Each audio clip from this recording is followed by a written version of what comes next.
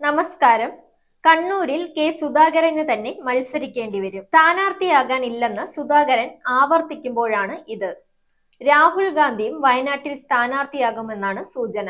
സ്ഥാനാർത്ഥി നിർണയത്തിനായി ചേർന്ന Congress screening committee യോഗം സിറ്റിംഗ് എംപിമാരുടെ പേരുകൾ വീണ്ടും മത്സരിക്കുന്നതിനായി ശുപാർശ ചെയ്തു. ചെയർമാൻ ഹരീഷ് ചൗധരിയുടെ അധ്യക്ഷതയിലായിരുന്നു യോഗം. KPCC പ്രസിഡന്റ് കെ സുധാകരന്റെ പേര് കണ്ണൂരിലേക്ക് നിർദ്ദേശിച്ചിട്ടുണ്ട്. വയനാട്ടിൽ രാഹുൽ ഗാന്ധിയുടെ പേരും നിർദ്ദേശിച്ചു. ഇതോടെയാണ് രണ്ടുപേരും മത്സരിക്കുമെന്ന അവസ്ഥയുണ്ടാകുന്നത്. വയനാട്ടിൽ രാഹുൽ മത്സരിക്കുമോ എന്നതിനെ ആശ്രയിച്ചാകും ആലപ്പുഴ, കണ്ണൂർ സീറ്റുകളിലെ സ്ഥാനാർത്ഥി നിർണയം.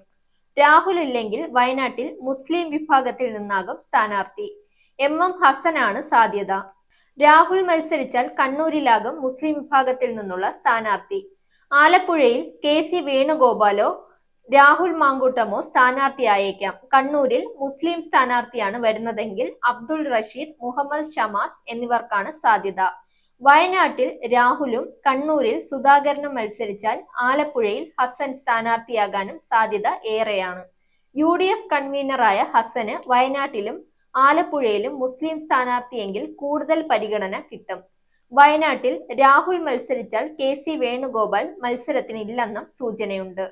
സീറ്റ് പരിഗണന ചോദിച്ച് യൂത്ത് കോൺഗ്രസ് രാഹുൽ മാങ്കൂട്ടത്തിൽ, അബിൻ വർക്കി, അബ്ദുൾ റഷീദ് എന്നിവരുടെ പേരുകൾ നൽകിയിരുന്നു. പത്തനംതിട്ടയിൽ ആന്റോ ആന്റണിക്ക് പകരം അബിനെ പരിഗണിക്കണമെന്നാണ് യൂത്ത് കോൺഗ്രസിന്റെ ആവശ്യം. ഇതിനൊപ്പം പത്തനംതിട്ടയിൽ രാഹുൽ മാങ്കൂട്ടത്തിലിനെ പരിഗണിക്കണമെന്ന ആവശ്യവും ഉയർത്തിയിട്ടുണ്ട്. ഏതായാലും നിലവിലെ MPമാർ അനൌദ്യോഗികമായി കളത്തിലിറങ്ങിയിട്ടുണ്ട്.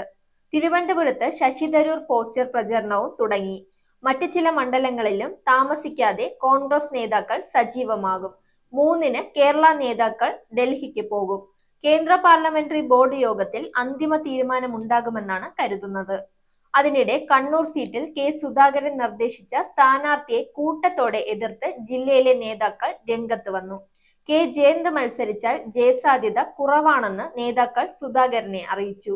ജയന്തിനെതിരെ സാമൂഹിക മാധ്യമങ്ങളിലും പ്രതിഷേധം ശക്തമാണ്. സുധാകരൻ കടുംപിടുത്തം തുടർന്നാൽ കണ്ണൂരിലെ സ്ഥാനാർത്ഥിയെ തീരുമാനിക്കൽ ഹൈക്കമാൻഡിനും കടുപ്പമാകും. ഈ സാഹചര്യത്തിലാണ് സുധാകരനെ തന്നെ മുമ്പോട്ട് വയ്ക്കാനുള്ള കോൺഗ്രസ് ഹൈക്കമാൻഡിന്റെ തീരുമാനം. കണ്ണൂർ സീറ്റിൽ UDFന്റെ പ്രതീക്ഷയും പ്രശ്നവും മുഴുവൻ കെ സുധാകരനെ ചുറ്റിപ്പറ്റിയാണ്. മത്സരിക്കാനില്ലെന്ന് തുടക്കത്തിൽ സുധാകരൻ വ്യക്തമാക്കിയതോടെ കണ്ണൂരിൽ കന്നിക്കാരന് അവസരമൊരുക്കിയതാണ്.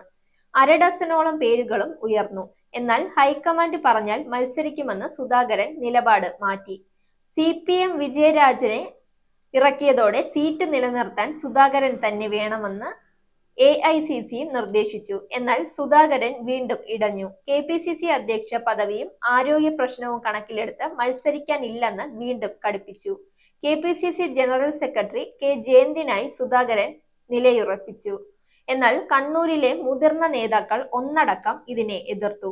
പ്രബലരായ സംസ്ഥാന നേതാക്കളുടെ പിന്തുണയും ഇവർക്ക് കിട്ടി. സ്ഥാനാർത്ഥിയെ കെട്ടിയിറക്കാനുള്ള നീക്കത്തിനെതിരെ കോൺഗ്രസ് പ്രവർത്തകർ സാമൂഹിക മാധ്യമങ്ങളിൽ പ്രതിഷേധവും തുടങ്ങി.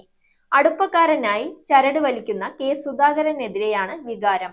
യൂത്ത് കോൺഗ്രസ് നേതാവ് അബ്ദുൾ റഷീദിനായും വാദമുണ്ടായി. തർക്കമാവുമെന്നായപ്പോൾ സുധാകരന്റെ പേര് മാത്രം ഹൈക്കമാൻഡിന് അയക്കുകയായിരുന്നു നേതൃത്വം. Zag news, Thiruvananthapuram. നേരിന്റെ വാർത്തകൾ നിങ്ങളുടെ വിരൽത്തുമ്പിൽ എത്താനായി സാഗ് ന്യൂസ് ചാനൽ സബ്സ്ക്രൈബ് ചെയ്തും ഷെയർ ചെയ്തും ഒരു ശരിയായ മാധ്യമ നിലപാടിന് നിൽക്കാൻ ഞങ്ങൾ നിങ്ങളെ ക്ഷണിക്കുന്നു.